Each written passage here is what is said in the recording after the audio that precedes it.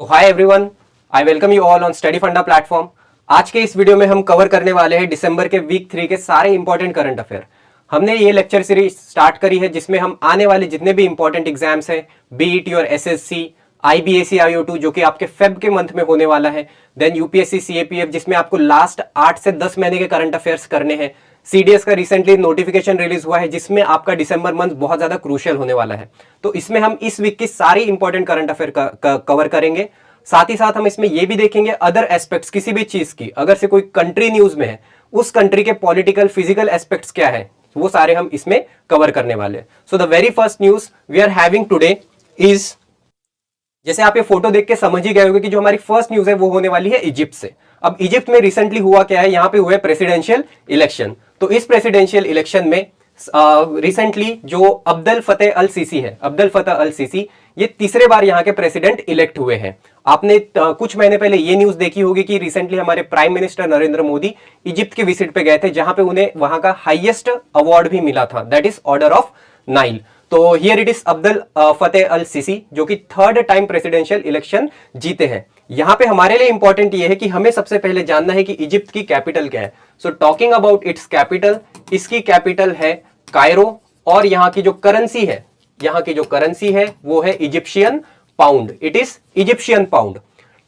Other aspects cover करेंगे हम यहाँ पे कि सबसे पहले इजिप्ट जो कि हम पता है कि अफ्रीका का एक सब सहारन कंट्री है। इस बाउंड्री कौन करता है, इस इजिप्ट कंट्री के सराउंडिंग कंट्रीज कौन कौन से हैं? तो सबसे पहले इसके सराउंडिंग कंट्रीज अगर हम देखते हैं तो यहाँ पे हमें on its west we see Libya, then here it is Israel and Sudan. So these are the three countries which surrounds the Egypt. Egypt को ये तीन इंपॉर्टेंट कंट्रीज सराउंड करती है। इसका इंपॉर्टेंस और ये हो जाता है कि ये शेयर करता है एक इंपॉर्टेंट बॉर्डर किसके साथ, रेड सी के साथ, ठीक है, रेड सी।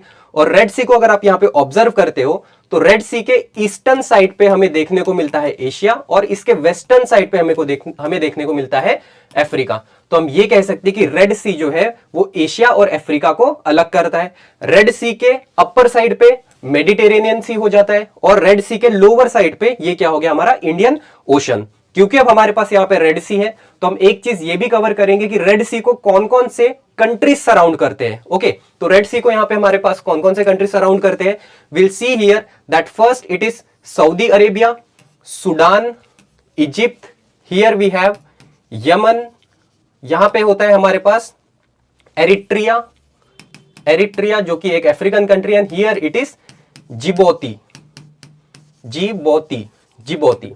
तो ये सारे कंट्रीज है जो कि रेड सी को सराउंड करते हैं। अब बात आती है किसी याद कैसे करना है। हमारे पास है रेड सी, हम देख रहे हैं what are the countries which surround the Red Sea.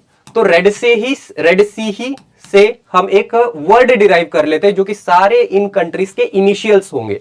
तो मैं एक वर्ड बना देता हूं डेसी, DESSEY। अब देखो रेड सी और डेसी ये दोनों सेम प्रोनाउंस होता है, ठीक है। रेड सी का ही राइमिंग वर्ड आप याद रख सकते हो डेसी, where D stands for Djibouti, E stands for Egypt, this S is for Saudi Arabia, Saudi Arab, this S is for Sudan जो कि इजिप्ट को सराउंड भी करता है।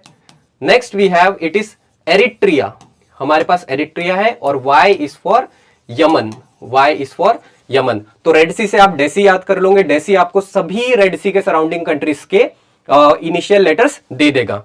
अब क्योंकि यहाँ पे रेड सी है, हम यहाँ पे देखते हैं हमें यहाँ पे एक इंपॉर्टेंट स्ट्रेट भी होती है, ठीक है। यहाँ पे हमारे पास एक इंपॉर्टेंट स्ट्रेट भी है, हम इसे पूरा डिकोड करेंगे। यहाँ पे इंपॉर्टेंट स्ट्रेट है ये। नाउ एक क्वेश्चन आता है that what are strait, strait होता क्या है। So strait basically it is a narrow passage of water body, narrow passage of water body which separates two large landmass, two large landmass. अब इसका मतलब क्या होता है, इसे आप अगेन एक छोटा सा एग्जांपल से समझते हैं। लेट्स कंसीडर कि ये एक बड़ा लैंडमास है, ठीक है, ये हो गया हमारे पास एक बड़ा लैंडमास और ये हो गया हमारे पास एक दूसरा बड़ा लैंडमास। लैंडमास मतलब आप इसे कंट्री एज्यूम कर लो या आप इसे कोई कंटिनेंट एज्यूम कर सकते हो, कुछ भी, ठीक है। It is landmass 1 and it is landmass 2। इन दोनों के बीच में है हमारे पास दो वाटर बॉडी, ठीक है, दो वाटर बॉडी यहां पे है हमारे पास, एक वाटर बॉडी 1, ये हो गया हमारे पास दूसरी लेक, ठीक है, दूसरी लेक होगी। अब वाटर बॉडी 1 और वाटर बॉडी 2 ये अगर दोनों इस नैरो पैसेज से कनेक्टेड है, इस नैरो पैसेज से कनेक्ट है, तो इस हिस्से को हम क्या कहते हैं, इस हिस्से को हम कहते हैं स्ट्रेट, हम इस हिस्से को कहते हैं स्ट्रेट।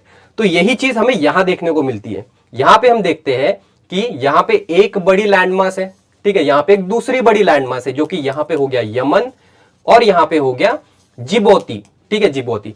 सो यमन और जिबौती, इन दोनों को जो वाटर बॉडी सेपरेट कर रही है, जो वाटर बॉडी सेपरेट कर रही है, यही क्या हो जाएगी हमारी स्ट्रेट। और इस स्ट्रेट का नाम क्या है, इस स्ट्रेट का नाम है बाबेल मंदेब। इस स्ट्रेट का नाम होता है Bab el Mandeb. So it is Bab el Mandeb. तो हमने यहां पे एक स्ट्रेट कवर की।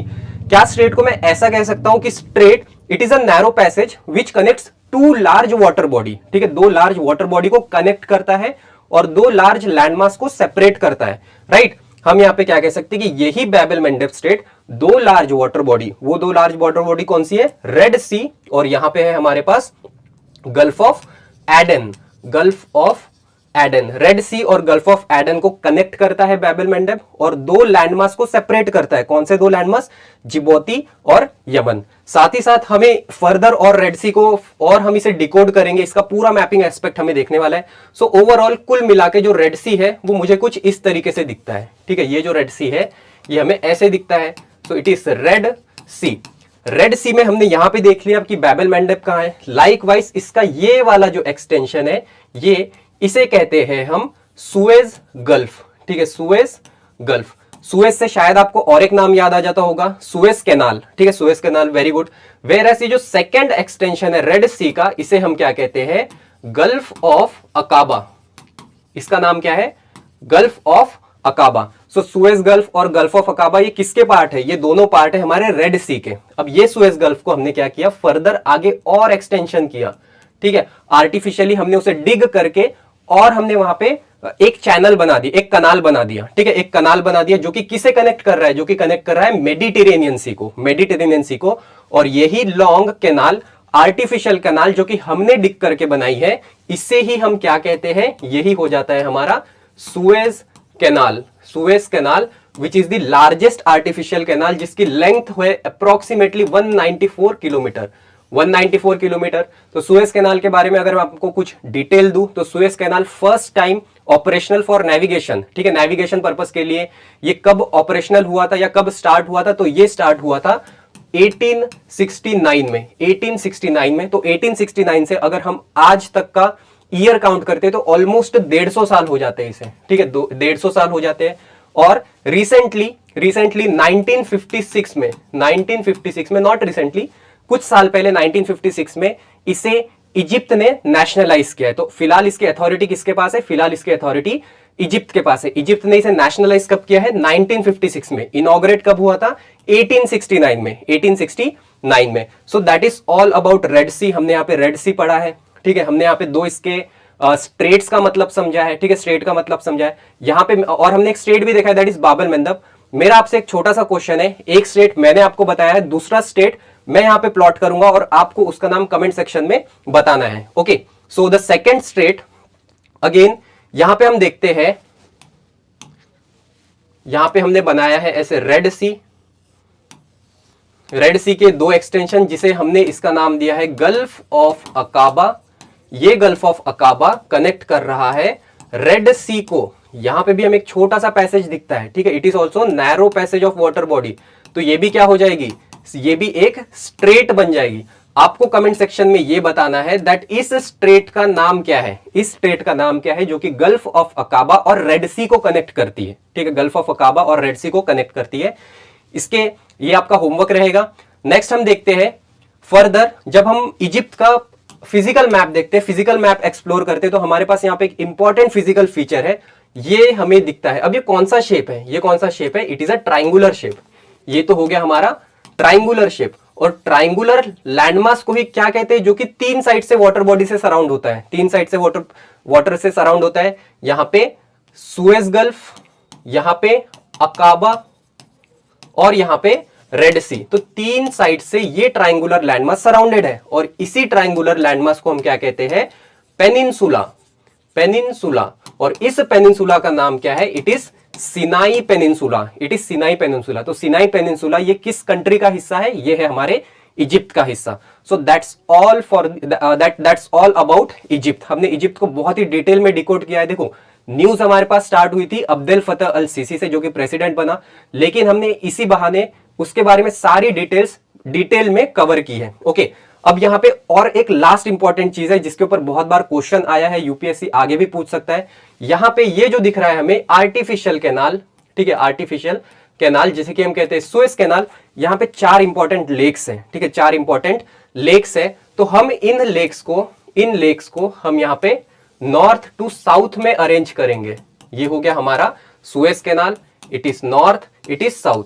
नॉर्थ से साउथ में अगर हम इसे अरेंज करते हैं तो सबसे पहले जो लेक आएगी वो आएगी हमारी लेक मंजला। आप इसे नोट करोगे that it is Lake Manzala. On the south of Lake Manzala we have Lake Timsah, Lake Timsah. इस तिम्सा लेक को क्रोकोडाइल लेक भी कहते हैं, क्रोकोडाइल लेक भी कहते हैं। देन आता है हमारा great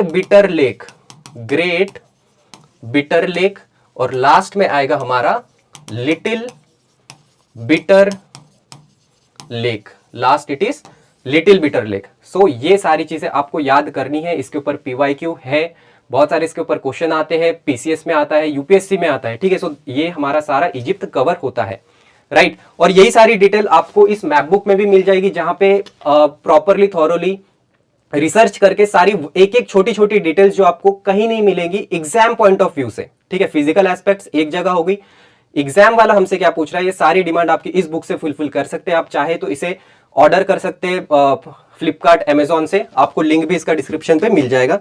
so next we have another important news. So ये कुछ ना कुछ रिलेटेड है हमारा अंटार्कटिका से रिलेटेड है, और अंटार्कटिका में है वहां की हाईएस्ट पीक, ठीक है। आपको ये तो पता होगा कि पूरे वर्ल्ड की हाईएस्ट पीक कहां है, वैसे ही हमारे पास अंटार्कटिका में भी हाईएस्ट पीक है जिसका नाम है माउंट विंसन। ये कहां की हाईएस्ट पीक है, ये हाईएस्ट पीक है अंटार्कटिका। क्यों न्यूज में है, रिसेंटली इस highest peak of Antarctica that is Mount Vinson, इसे हमारे एक इंडियन ने क्लाइम किया है, ठीक है, एक इंडियन ने क्लाइम किया है, और उस पर्सनालिटी का नाम क्या है, शेख हसन खान, ठीक है, शेख हसन खान, जिसने रिसेंटली अंटार्कटिका की हाईएस्ट पीक को क्लाइम किया है। और ये जो शेख हसन खान है, like you will be surprised कि इसने सिर्फ अंटार्कटिका की हाईएस्ट पीक नहीं, इससे पहले इन्होंने हर एक कंटिनेंट की जो भी हाईएस्ट पीक है उन्हें भी क्लाइम किया है। सो ऑब्वियसली जैसे कि एशिया में है हमारे पास माउंट एवरेस्ट, उसे इन्होंने क्लाइम किया है। माउंट किलिमंजारो अफ्रीका में, Mount Elbrus Europe, and there is Mount Denali which is in North America. ये सारी पीक उन्होंने ऑलरेडी कॉन्कर की है, और वहां पे इन्होंने अभी रिसेंटली विंसन पे इन्होंने इंडियन फ्लैग हॉइस्ट किया है। ये बिलोंग करते हैं केरला के, who is a government servant, ठीक है, केरला के स्टेट गवर्नमेंट में जॉब करते हैं, और उन्होंने ही इज 36 ईयर ओल्ड, और उसने अभी रिसेंटली ये माइलस्टोन अचीव किया है। So next news we have is international Gita Mahotsav. तो इंटरनेशनल गीता महोत्सव जो कि हाल ही में इनॉग्रेट हुआ है, कहां पे, कुरुक्षेत्र में, ठीक है, कुरुक्षेत्र में, द होली लैंड, वहां पे रिसेंटली इनॉग्रेट हुआ है। और इसे इनॉग्रेट किसने किया है, इसे इनॉग्रेट किया है हमारे वाइस प्रेसिडेंट ने, जो कि है जगदीश धनगर जी, ठीक है, इन्होंने वहां पे इनॉग्रेट किया है। साथ ही साथ इन्होंने वहां पे गीता सेमिनार, गीता महोत्सव, गीता फेस्टिवल, इन सब का भी इनॉग्रेशन किया है। सो कुरुक्षेत्र में एग्जैक्टली कहां, सो ब्रह्म सरोवर, ठीक है, कहां पे, ब्रह्म सरोवर, ये जो लेक दिख रहा है वो ब्रह्म सरोवर है, यहाँ पे इंटरनेशनल गीता फेस्टिवल हुआ है। Talking something about international Gita festival, ये फर्स्ट टाइम स्टार्ट हुआ था, या फर्स्ट टाइम इसकी स्थापना हुई थी कब, 1989 में, 89 में इसकी स्थापना की गई थी। और इसके 13 साल बाद, ठीक है, इसके 13 साल बाद, जो कि 2002 में इस फेस्टिवल को नेशनल फेस्टिवल का दर्जा भी मिला है। और इसी के 14 साल बाद, ठीक है, इसी के 14 साल बाद, जो कि हो जाता है हमारा 2016, इसे इंटरनेशनल फेस्टिवल का भी दर्जा मिला है, या इंटरनेशनल फेस्टिवल का टैग मिला है, ठीक है। और first time international Gita festival ये अब्रॉड में भी हुआ है, ठीक है, इंडिया में तो होगा ही, अब्रॉड में भी हुआ था। ये कहां पे, फर्स्ट टाइम ये हुआ था मॉरिशियस में, ठीक है, मॉरिशियस और लंदन में ये हुआ था। और 2019 में मॉरिशस और लंदन में हुआ था। अभी इसी साल 2023 अप्रैल में ये फेस्टिवल ऑस्ट्रेलिया में भी हुआ था, ठीक है, ऑस्ट्रेलिया में भी हुआ था। और नेक्स्ट ईयर ये होने वाला है यूएस में, ठीक है। नेक्स्ट ईयर ये कहाँ होने वाला है, नेक्स्ट ईयर मतलब 2024 में ये होने वाला है यूएसए में। सो लाइकवाइज आप ये सारी चीजें याद कर सकते हो। यहाँ पे और एक इंपॉर्टेंट चीज हमें दिखती है कि इसकी थीम क्या है, इसकी थीम है Vasudhaiva Kutumbakam, Shrimad Bhagavad Gita and universal unity. What is the theme, again I repeat, Vasudhaiva Kutumbakam, Shrimad Bhagavad Gita and universal unity. So that is all in this news. यहाँ पे अगेन हम सभी के फेवरेट जो भी टेनिस से रिलेटेड इंटरेस्ट रखते हैं या स्पोर्ट्स पे इंटरेस्ट रखते हैं, हम ये दो personality who are the legends in their respective sports. So he is Novak जोकोविच, a Serbian tennis player, and she is Aryna Sabalenka, ठीक है, शी बिलोंग्स टू बेलारूस, ठीक है। तो हमारे पास है सर्बिया के नोवाक जोकोविच और बेलारूस की आर्यना सबालेंका, जो कि रिसेंटली इन्हें टाइटल मिला है ITF वर्ल्ड चैंपियन का। ITF वर्ल्ड चैंपियन, वेयर ITF stands for international tennis federation, ठीक है, international tennis federation which is a governing body, ठीक है। ये क्या है, गवर्निंग बॉडी है। किसकी गवर्निंग बॉडी है, मेन और विमेन टेनिस स्पोर्ट्स की, मेन और विमेन टेनिस स्पोर्ट्स की। सो मेन को स्पेशली, मेन टेनिस स्पोर्ट्स को स्पेशली कौन देखता है, ATP, ठीक है, ATP, whereas women WTA। आप क्योंकि देखो आगे चल के यही सारे वर्ड्स आने वाले हैं, ATP टूर्नामेंट, WTA टूर्नामेंट, ठीक है। तो हम सोचते हैं कि यार ये ATP क्या है, WTP क्या है, WTA क्या है, देन ITF क्या है। सो बेसिकली ITF क्या है, ITF is a governing body, governing body है जो कि टेनिस को गवर्न करता है, रूल्स एंड रेगुलेशन की टेक केयर करता है, डोपिंग को देखता है। वेयर एज उसी में जो भी मेन से रिलेटेड टूर्नामेंट होते हैं वो कौन ऑर्गेनाइज करता है, ATP। और जितने भी वुमेन से रिलेटेड होते हैं, जो सिर्फ वुमेन से रिलेटेड टेनिस के अवार्ड्स है या टेनिस के स्पोर्ट्स इवेंट है, वो WTA ऑर्गेनाइज करते हैं, that is women tennis association. So likewise ये कौन बन गए, हमारे वर्ल्ड चैंपियन बन गए हैं ITF के अकॉर्डिंगली। नोवाक जोकोविच जिन्होंने 3 मेजर्स जीते हैं। कौन कौन से मेजर जीते हैं, हाल ही में इन्होंने ऑस्ट्रेलियन ओपन जीता है। अगर से पेपर में आता है आपके, तो इन्होंने इस साल 2023 में कौन कौन से इवेंट्स, कौन कौन से मेजर्स जीते हैं, Australian open, then he has also won the US open, साथ ही में इन्होंने फ्रेंच ओपन भी जीता है, फ्रेंच ओपन भी जीता है। और लेकिन अगर ये विंबलडन भी जीत जाते, ठीक है, विंबलडन भी जीत जाते, तो ये ग्रैंड स्लैम विनर कहलाते, ग्रैंड स्लैम विनर कहलाते। इट मींस जो भी ये चारों इवेंट को जीत जाता है वो कहलाता है ग्रैंड स्लैम विनर। तो ग्रैंड स्लैम में 4 मेजर इवेंट्स कौन से, ग्रैंड स्लैम के 4 मेजर इवेंट्स कौन से हैं, Australia open, US open, French open और विंबलडन ओपन, ठीक है। अब 3 तो 2023 में नोवाक जोकोविच ने जीता है, चौथा किसने जीता है, चौथा जीता है कार्लोस एल्काराज ने, कार्लोस एल्काराज, जो कि स्पेनिश प्लेयर है, इन्होंने विंबलडन जीता है।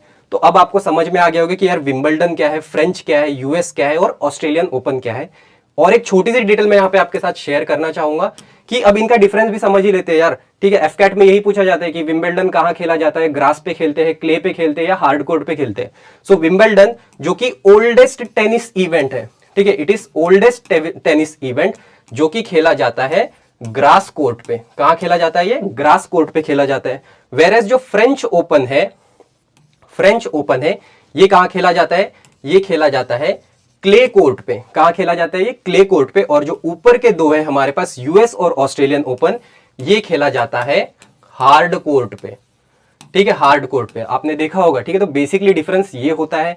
हमने यहाँ पे सीखा यार ITF का डिफरेंस हमने क्लैरिफाई किया। कभी आप देखोगे ATP 500 tour, ATP 250 tour, 1000 tour, तो रैंकिंग के पॉइंट्स होते हैं कि आपको जीतने के बाद इतने पॉइंट्स मिलेंगे। उतनी डेप्थ जरूरी नहीं है, बट हाँ ये छोटी छोटी जो कंफ्यूजिंग चीज होती है ना कि यार क्या ATP क्या WTA, ये क्लियर होनी चाहिए, ये सॉर्ट होनी चाहिए। और ये चारों को मिला के हम क्या कहते हैं, ये चारों है हमारे ग्रैंड स्लैम के 4 मेजर इवेंट। ग्रैंड स्लैम में 4 मेजर इवेंट कौन आते हैं, ये आते हैं, ठीक है, ये आते हैं। उसमें से इन्होंने क्या जीता है, सर्बियन स्टार नोवाक जोकोविच ने Australian open, US open, French open. Wimbledon किसने जीता है, कार्लोस अल्काराज ने। रही बात आर्यना सबालेंका की, जो कि बेलारूस से है, इन्होंने रिसेंटली ऑस्ट्रेलियन ओपन जीता है, ऑस्ट्रेलियन ओपन जीता है। तो next news we have is related to SCO, ठीक है। SCO जिसका फुल फॉर्म होता है शांघाई कॉरपोरेशन ऑर्गेनाइजेशन, ठीक है, शांघाई कॉरपोरेशन ऑर्गेनाइजेशन। अब इसका नाम शांघाई कॉरपोरेशन ऑर्गेनाइजेशन, पहले देखते हैं इसका हेडक्वार्टर कहाँ है, ठीक है, जिसका हेडक्वार्टर है बीजिंग में, ठीक है, हेडक्वार्टर है इसका बीजिंग में, China, which is the capital of China. नाम शांघाई क्यों पड़ गया? क्योंकि ये फर्स्ट टाइम जब फाउंड हुआ था 2001 में, तो ये फाउंड हुआ था शांघाई में, ठीक है, शांघाई में फाउंड हुआ था 2001 में। इसकी सेक्रेटरीट हेडक्वार्टर कहां पे? इसका सेक्रेटरीट हेडक्वार्टर है हमारा बीजिंग, चाइना में। अभी न्यूज में क्यों है? क्योंकि रिसेंटली इसने एक एक्सरसाइज कंडक्ट की है, एंटी टेररिज्म एक्सरसाइज कंडक्ट की है, ठीक है, जिसे होस्ट किया है हमारे इंडिया ने। इंडिया में कहा? न्यू दिल्ली ने, ऑब्वियसली कंट्री की कैपिटल न्यू दिल्ली ने इसे होस्ट किया है।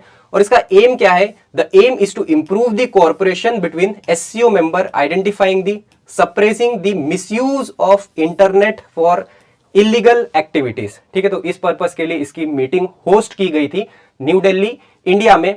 क्योंकि हमने अब यहाँ पे इसकी सेक्रेटरीट हेडक्वार्टर तो देख लिया, जो कि बीजिंग शांघाई, जो कि बीजिंग चाइना में है।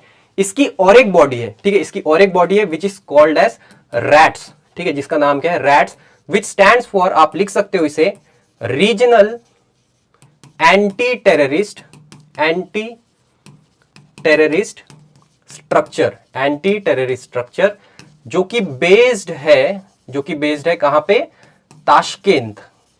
ताशकेंत, जो कि कैपिटल है उज्बेकिस्तान की, जो कि कैपिटल है उज्बेकिस्तान की। तो एससीओ 2001 में शांघाई में फाउंड हुआ था, जिसका सेक्रेटरीट हेडक्वार्टर बीजिंग चाइना में है। और इसकी जो एक बॉडी है that is rats, regional anti terrorist structure, जो कि कहां पे बेस्ड है? ताशकेंत, उज्बेकिस्तान में। एससीओ में टोटल 9 मेंबर कंट्रीज है, ठीक है, टोटल 9 मेंबर कंट्रीज है। ये 9 मेंबर कंट्रीज कौन कौन से हैं? ये 9 मेंबर कंट्रीज है हमारे India, China obviously, then we have Pakistan, Russia, then apart from that we have Uzbekistan, Kazakhstan, Kyrgyzstan,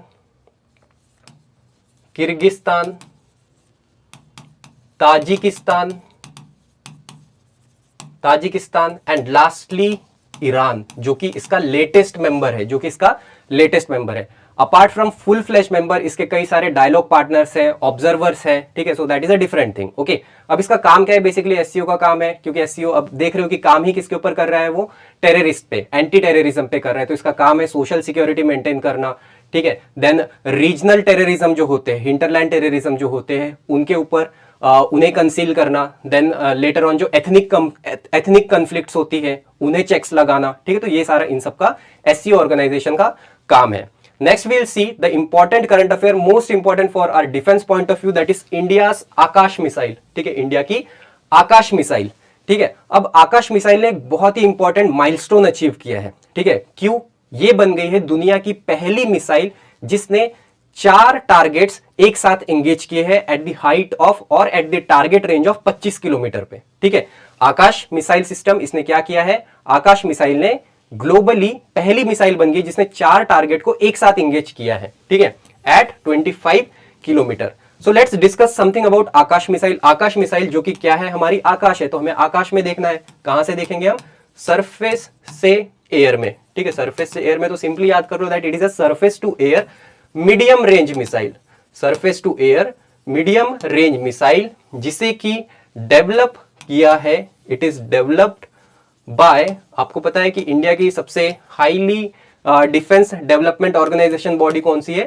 DRDO. और इसका जो मैन्युफैक्चरिंग कॉन्ट्रैक्ट है वो किसे मिला है? BDL, which stands for, which is a public sector undertaking, Bharat Dynamic Limited, which is a mini ratna, जो कि एक मिनी रत्न कंपनी है, ओके। सो इसे डेवलप किया है डीआरडीओ ने, इसे डिजाइन किया है बीडीएल ने। इसकी रेंज कितनी है? इसकी रेंज है, the operational range of this missile is 25 kilometre, but it can also target the aircraft at the up to 45 kilometre. जो भी मूविंग एयरक्राफ्ट है, अगर आप उसे टारगेट करोगे तो 45 किलोमीटर तक भी उसे हिट कर सकता है एट द स्पीड।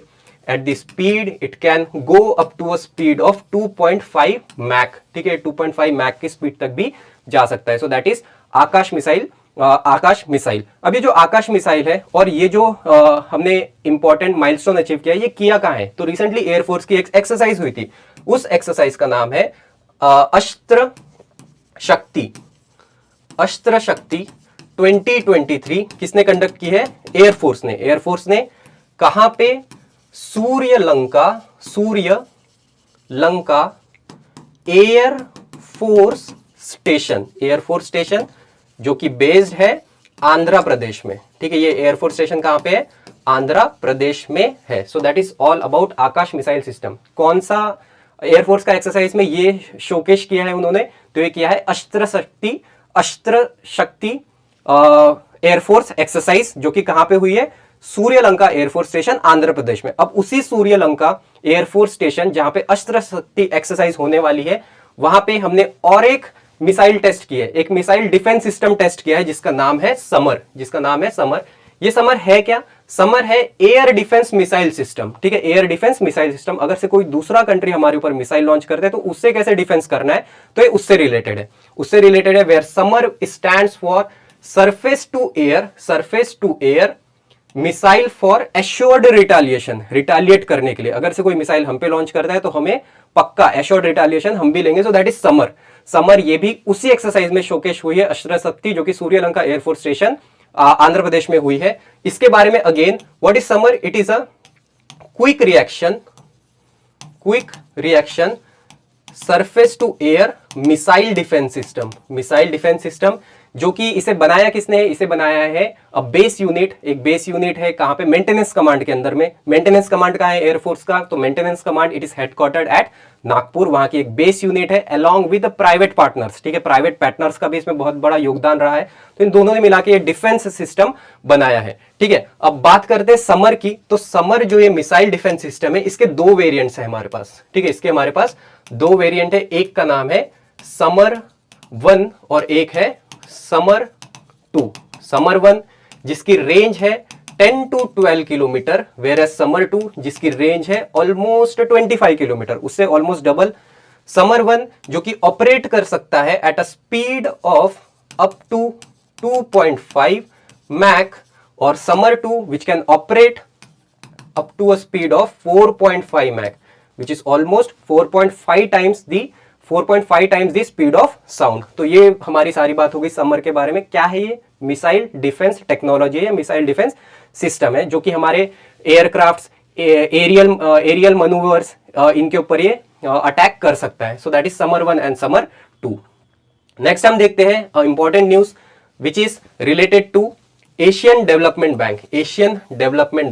अब एशियन डेवलपमेंट बैंक जो है, इसने हमें इंडिया को लोन दिया है। ठीक है, लोन दिया है। कितने का लोन दिया है? Almost 37 billion Japanese yen. ठीक है, जापानीज येन का एशियन डेवलपमेंट बैंक है। डॉलर को वैसे भी अभी हम थोड़ा निग्लेक्ट कर रहे हैं। ठीक है, डॉलर से हम रीजनल करेंसी को ज्यादा इंपॉर्टेंस दे रहे हैं। ठीक है, तो उन्होंने 37 बिलियन जापानीज येन का हमें लोन दिया है। किस वजह से दिया है? For the regional rapid transient system. Delhi Meerut, बहुत दिनों से न्यूज में आ रहा है कि Delhi Meerut regional rapid transient system को हमें बनाना है। अब Delhi regional rapid transit system corridor है क्या? आपने कुछ इस तरीके की एक रेल सिस्टम बनने वाली है, रेल सिस्टम जो कि दिल्ली से मेरठ को बहुत ही कम समय में कनेक्ट करने वाली है।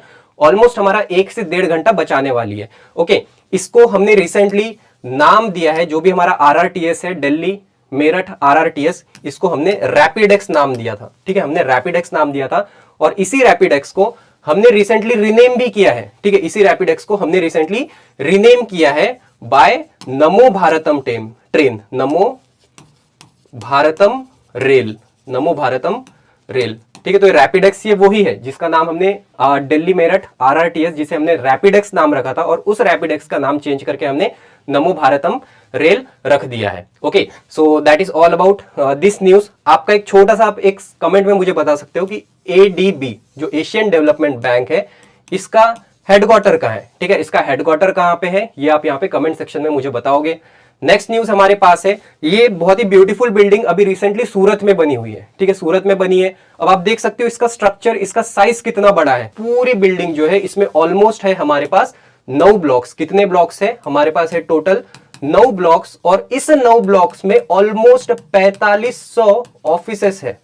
ठीक है, 4500 4500 ऑफिसेस इसके अंदर होने वाले हैं, जो कि इसे बना देता है वर्ल्ड का लार्जेस्ट कॉर्पोरेट ऑफिस। ठीक है, क्या बना देता है इसे? वर्ल्ड का लार्जेस्ट कॉर्पोरेट ऑफिस। तो इस बिल्डिंग का नाम क्या है? इस बिल्डिंग का नाम है सूरत डायमंड बोर्स। इसका नाम क्या है? सूरत डायमंड बोर्स, जो कि क्या बन जाता है? वर्ल्ड का लार्जेस्ट कॉर्पोरेट ऑफिस। वर्ल्ड का लार्जेस्ट कॉर्पोरेट ऑफिस, इसका मतलब पहले कोई ना कोई लार्जेस्ट रहा होगा। तो लार्जेस्ट कौन था? इससे पहले जो लार्जेस्ट था, आपने सुना होगा, बहुत सारी आपने हॉलीवुड मूवीज में देखा होगा पेंटागन के बारे में। ठीक है, पेंटागन, पेंटागन जो कि ये बिल्डिंग है पेंटागन शेप की, 5 साइड वाली बिल्डिंग है, जो कि क्या है? Which is the headquarter of US department of defence. US department of defence इसका हेडक्वार्टर है पेंटागन में।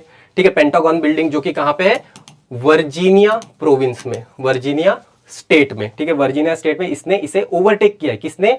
सूरत डायमंड बोर्स बिल्डिंग ने। ठीक है, सूरत डायमंड बोर्स बिल्डिंग ने, जो कि इसे बना देता है वर्ल्ड का लार्जेस्ट कॉर्पोरेट ऑफिस। ऑलमोस्ट 9 बड़े बड़े ब्लॉक है, 9 ब्लॉक में ऑलमोस्ट 4500 ऑफिसेस इसके अंदर होने वाले हैं। ठीक है, 45 ऑफिसेस होने वाले हैं। अब इसे जो डिजाइन था, इसका आर्किटेक्चर डिजाइन, ये किसने बनाया है? तो ये बनाया है एक फर्म ने, आर्किटेक्चर फर्म ने, जिसका नाम है मॉर्फोजेनेसिस। ठीक है, मॉर्फोजेनेसिस, यहां पे मैं लिख देता हूं मॉर्फोजेनेसिस फर्म। ठीक है, एक आर्किटेक्चरल फर्म है ये मॉर्फोजेनेसिस। नाम से आपको लग रहा होगा कि ये इंडिया की नहीं होगी, but yes, it is based in new Delhi. New Delhi, ठीक है, it is based in new Delhi. आपने ये चीज देखी होगी कि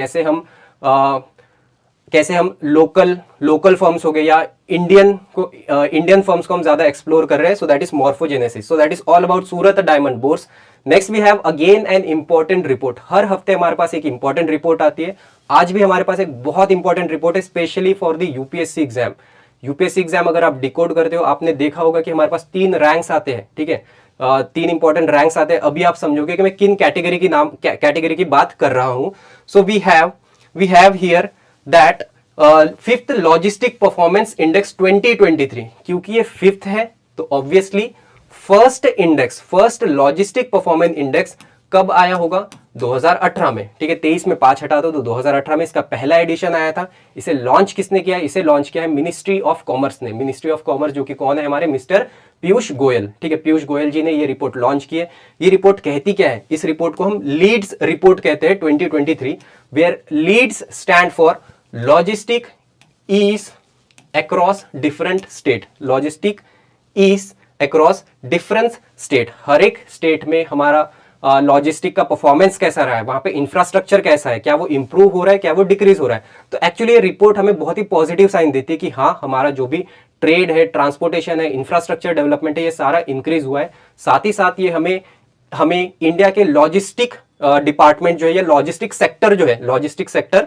इसके हमें पोटेंशियल्स बताती है। Potentials in the sense, currently जो हमारा लॉजिस्टिक सेक्टर है वो ऑलमोस्ट 3.5 यूएस ट्रिलियन डॉलर का एस्टिमेशन है, जो कि जिसकी पोटेंशियल है कि वो 10 गुना ज्यादा हो सकता है 2047 तक। ठीक है, 2047 तक it has the potential to multiply 10 fold. ये 10 गुना ज्यादा हो सकता है। 3.5 ट्रिलियन की बात कर रहे हैं, और यहां पे 10 साल बाद इसकी वैल्यू, ठीक है, या ये सेक्टर इतना वर्थ का हो सकता है 35 ट्रिलियन डॉलर का। So that becomes almost 10 time.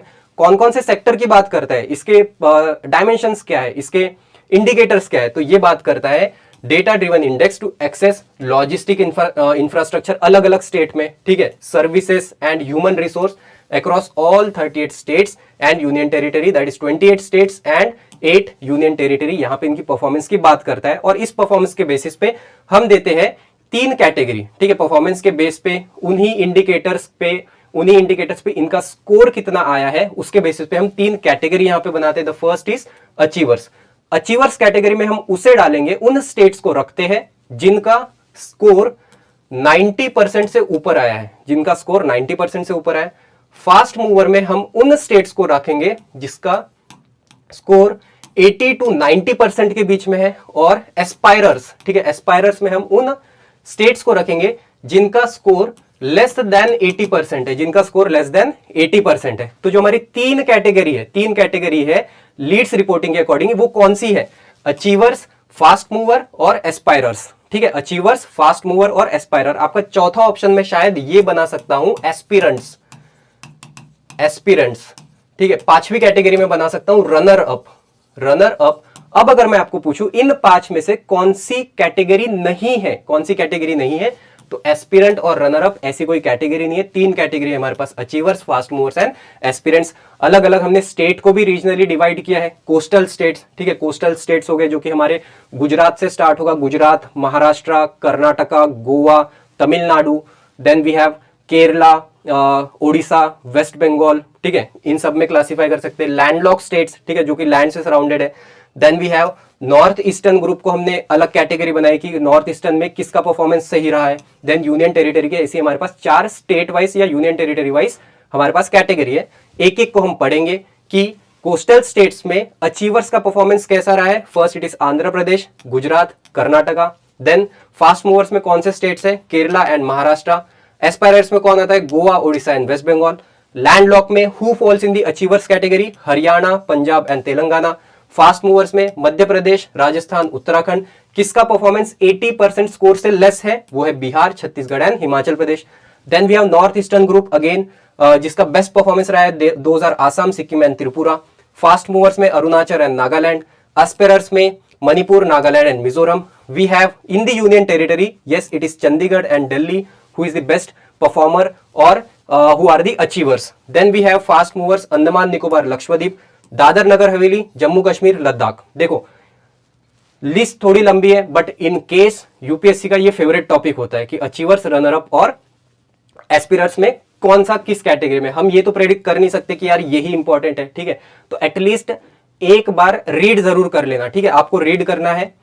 Then we have again one important news that is Vijay Hazare trophy, ठीक है, विजय हजारे ट्रॉफी 2023 जो कि कौन जीत चुका है, ये जीत चुका है हरियाणा, ठीक है, हरियाणा जीता है। अब इसलिए इंपॉर्टेंट है क्योंकि हरियाणा ने इसे फर्स्ट टाइम जीता है बाय डिफीटिंग राजस्थान। हरियाणा पहली बार विजय हजारे ट्रॉफी जीता है। विजय हजारे ट्रॉफी जो कि एक क्रिकेट इवेंट है, क्रिकेट इवेंट है, कौन ऑर्गेनाइज करता है, ऑब्वियसली बीसीसीआई, ठीक है, बीसीसीआई से ऑर्गेनाइज करती है। और ये स्टार्ट कब हुआ था, ये स्टार्ट हुआ था विजय हजारे ट्रॉफी 2002-2003 में, ठीक है, by the name of one day Ranji trophy, ठीक है, वनडे पहले इसे जब ये इनिशियली इनॉग्रेट हुआ था तब हम इसे वनडे रणजी ट्रॉफी कहते थे। कब, 2002-2003 में। इसके 5 साल बाद आफ्टर 5 ईयर इसका नाम हमने रीनेम कर दिया है। रीनेम किया है, किसके ऊपर रीनेम करेंगे, ऑब्वियसली यार क्रिकेट का इवेंट है तो किसी अच्छे क्रिकेटर के ऊपर ही रखेंगे, ठीक है, तो इसका नाम हमने रखा है one of the greatest Indian cricketer Vijay Hazare, ठीक है, विजय हजारे के ऊपर हमने ये नाम रखा है। कब, 5 साल बाद, मतलब कब, ये हो जाएगा 2007। कौन ऑर्गेनाइज करता है इसे, इसे ऑर्गेनाइज करता है, इसे ऑर्गेनाइज करती है हमारी बीसीसीआई। विजय हजारे ट्रॉफी की अब तक की जो मोस्ट सक्सेसफुल टीम कहलाती है वो कहलाती है तमिलनाडु। तमिलनाडु जो कि मोस्ट सक्सेसफुल टीम कहलाती है, जो कि अभी तक इसने 5 टाइटल्स जीते हैं। कितने टाइटल जीते हैं, 5 टाइटल्स जीते हैं, ठीक है। जैसे हम आईपीएल जब आता है, आईपीएल में भी पढ़ते हैं कि मोस्ट सक्सेसफुल टीम कौन है, तो उसमें हमारे पास 2 नाम आते हैं, मुंबई इंडियंस और सीएसके। तो लाइकवाइज जो भी इवेंट आ रहा है इस तरीके से हम उसे पढ़ेंगे, अलग से नहीं पढ़ेंगे यार। करंट अफेयर अगर आप रेगुलरली करोगे तो वहीं पे आपकी बहुत सारी चीजें क्लियर हो जाती है। So that is all about Vijay Hazare trophy. और साथ ही में हमारे पास और एक ट्रॉफी है that is under 19 Asia cup, ठीक है, अंडर 19 एशिया कप 2023 जो कि हुई है यूएई में। कहां पे होस्ट हुई है ये इवेंट कहां पे हुआ है, यूएई में, यूएई में हुआ है। साथ ही साथ इसमें विनर कौन है, Bangladesh. Bangladesh is the winner by defeating, ठीक है, किसको हराया है इसने, होस्ट को ही हराया है, ठीक है, जो यूएई इस इवेंट को होस्ट कर रहा था तो बांग्लादेश ने उसी को हराया है, ठीक है। सो इतना इसमें काफी है, that is under 19। One important prize which is called as the नाइहोम prize for education. What it is, नाइहोम प्राइज फॉर एजुकेशन। कौन देता है इसे देता है रॉयल सोसाइटी ऑफ केमिस्ट्री, ठीक है, रॉयल सोसाइटी ऑफ केमिस्ट्री ये उसे अवार्ड देती है। कौन सा प्राइज देती है, नाइहोम प्राइज फॉर एजुकेशन। नाइहोम प्राइज ऑफ एजुकेशन किस फील्ड से रिलेटेड देती है, एजुकेशन से रिलेटेड, उसमें भी पर्टिकुलरली कौन सी फील्ड, केमिस्ट्री से फील्ड। नाम इसका नाइहोम क्यों रखा गया है, क्योंकि ये जो हमारी सोसाइटी है या ये जो हमारे पास बॉडी है रॉयल सोसाइटी ऑफ केमिस्ट्री, इसके एक बहुत ही इंपॉर्टेंट प्रेसिडेंट रहे हैं सर रोनाल्ड नाइहोम। इनके नाम से, जो कि प्रेसिडेंट थे रॉयल सोसाइटी ऑफ केमिस्ट्री के 68 से 70 तक, इतनी ईयर याद नहीं है बट हाँ वो उनके ऊपर उनको रिमार्क करने के लिए हमने वो अवार्ड स्टार्ट किया था। हमने इन द सेंस उन्होंने ये अवार्ड स्टार्ट किया था, जिसके विनर कौन है, जिसके विनर है हमारी सविता लाडगे जी। ठीक है, सविता लाडगे जी जो कि मुंबई बेस्ड है और वो एक प्रोफेसर है। ठीक है, तो आप ये अवार्ड याद रखोगे। अवार्ड से हमने पिछले इसमें बहुत सारे इंपॉर्टेंट अवार्ड देखे थे, सरस्वती सम्मान अवार्ड देखा था हमने। ठीक है, तो ये सारे अवार्ड भी आप याद करोगे। नेक्स्ट न्यूज हमारे पास आती है खेलो इंडिया यूथ गेम से रिलेटेड। ठीक है, खेलो इंडिया यूथ गेम से रिलेटेड, जिसका सिक्स्थ एडिशन कौन होस्ट करने वाला है? इसका सिक्स्थ एडिशन होस्ट करेगा तमिलनाडु। ठीक है, इसका सिक्स्थ एडिशन होस्ट करेगा तमिलनाडु। तमिलनाडु के ये 4 मेजर सिटीज में होने वाला है, चेन्नई, कोयम्बतूर, मदुरई और त्रिची। ये 4 प्लेसेस पे होगा। इंपॉर्टेंट इसलिए है क्योंकि फर्स्ट टाइम इसमें स्क्वॉश, ये वाला जो स्पोर्ट है स्क्वॉश, आपने देखा होगा कि वॉल पे बॉल हिट करते हैं, देन दूसरा प्लेयर उस बॉल को रिसीव करेगा, right. So that is squash, जो कि फर्स्ट टाइम खेलो इंडिया यूथ में इंट्रोड्यूस होगा। हम देखते कि हर बार अलग अलग खेलो यूथ के एडिशन में कुछ ना कुछ नए स्पोर्ट्स ऐड होते हैं, तो इस बार होने वाला है स्क्वॉश गेम। अब जो खेलो इंडिया यूथ गेम है, इसमें जो कैटेगरी होती है वो होती है 18 से 30 साल के स्पोर्ट्स पर्सन इसमें पार्टिसिपेट कर सकते हैं। अब ये फर्स्ट टाइम कब आया था? क्योंकि 2024 हो गया इसका पहला एडिशन। तो फर्स्ट एडिशन कब आया था? इसका फर्स्ट एडिशन आया था, यस, ठीक है, 24 में से 6 माइनस कर देंगे तो ये हो गया 2018 में। कहां पे? न्यू दिल्ली। ठीक है, न्यू दिल्ली में। से कौन सा गेम है ये? Khelo India youth game. Next news we have again a important news, जिससे हम बहुत सारे कंसेप्ट हमारे ज्योग्राफी के इजी सिंप्लीफाई कर सकते हैं। दैट इज एक 72 किलोमीटर की फॉल्ट लाइन। क्वेश्चन आता है कि यार अभी फॉल्ट लाइन क्या है? ठीक है, फॉल्ट लाइन क्या है पहले हम देखेंगे कि एक 72 किलोमीटर की फॉल्ट लाइन हमें कहां मिली है? कनाडा के वंकूवर आइलैंड पे, वंकूवर प्रोविंस पे। ठीक है, कनाडा के वंकूवर आइलैंड पे हमें 72 किलोमीटर की यहां पे फॉल्ट दिखी है। फॉल्ट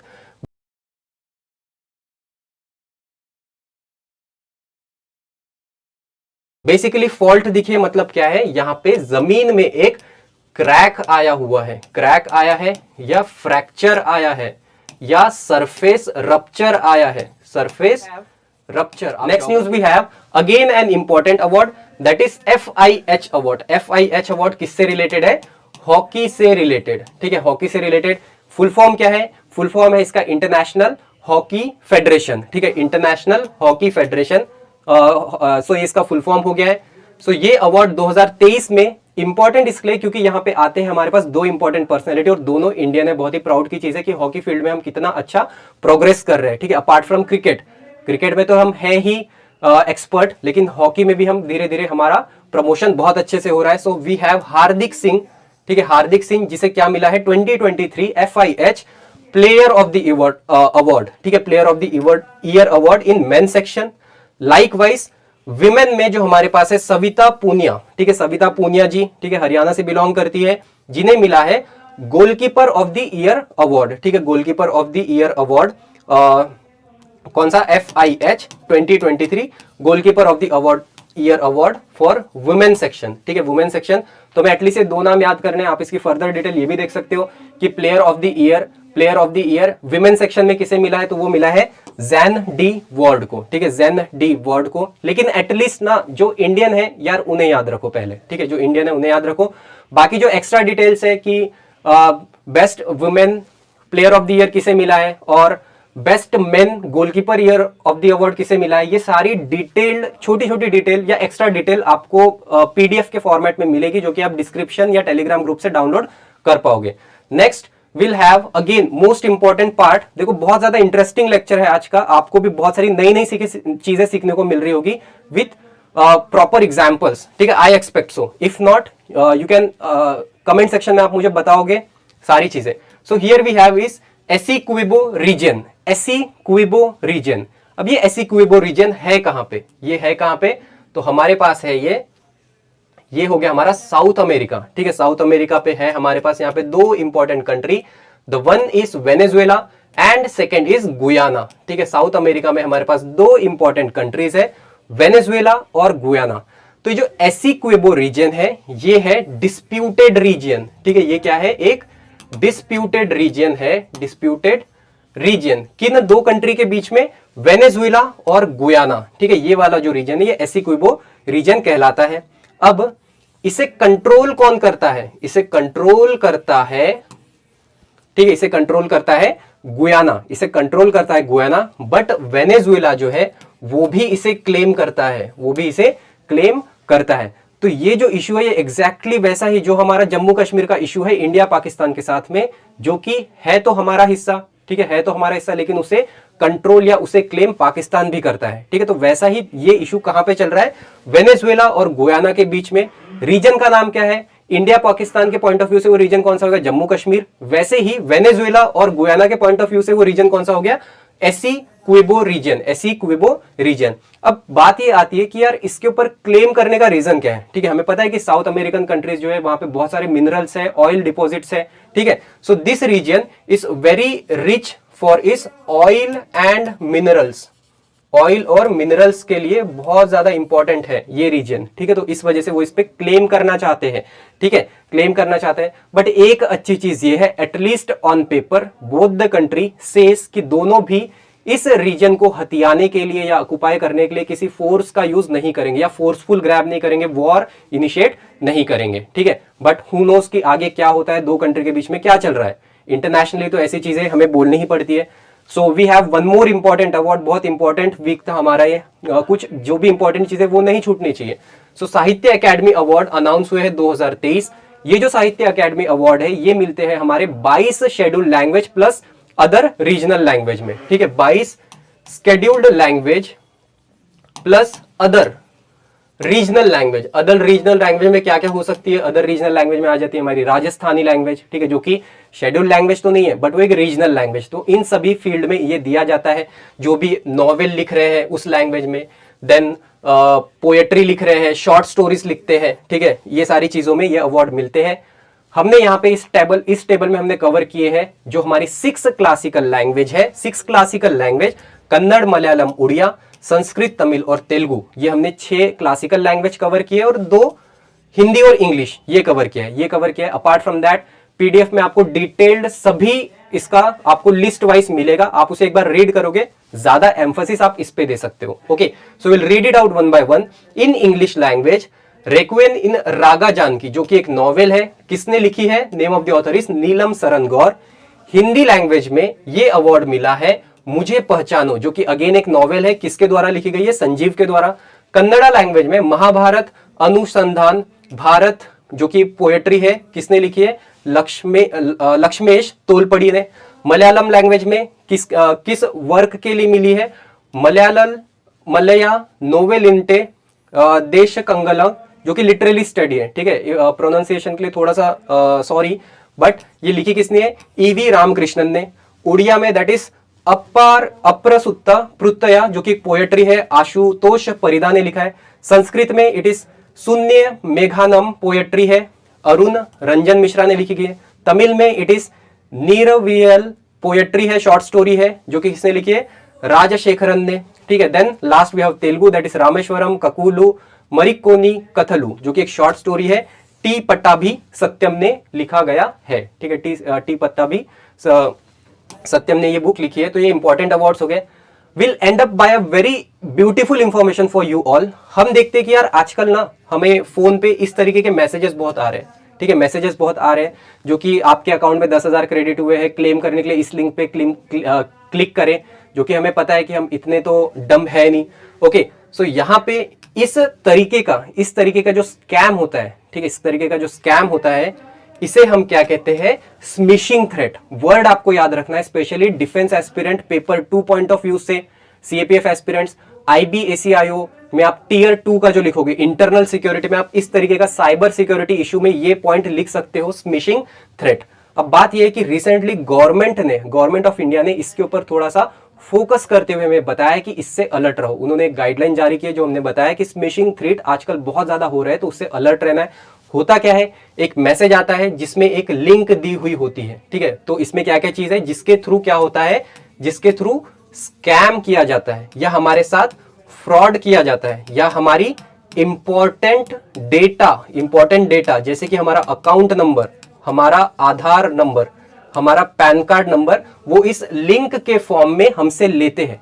ये मैसेज भेजा किस फॉर्म में था, एसएमएस के फॉर्म में। तो एसएमएस के फॉर्म से वो लोग कर रहे हैं हमारे साथ फ्रॉड, हमारी प्राइवेसी ब्रीच, ठीक है, प्राइवेसी ब्रीच। तो इस फ्रॉड और प्राइवेसी ब्रीच को कहा जाता है फिशिंग। इसे क्या कहते हैं हम? फिशिंग कहते हैं। तो क्या ये जो चीज है ये एसएमएस प्लस फिशिंग दोनों एक साथ हो रहा है हमारे साथ? बिल्कुल दोनों एक साथ हो रहा है। फिशिंग हो रहा है किसके थ्रू? एसएमएस के थ्रू। तो इन दोनों को कलेक्टिवली एसएमएस प्लस फिशिंग को ही हम क्या कहते हैं? स्मिशिंग। एसएमएस और फिशिंग को ही हम क्या कहते हैं? स्मिशिंग।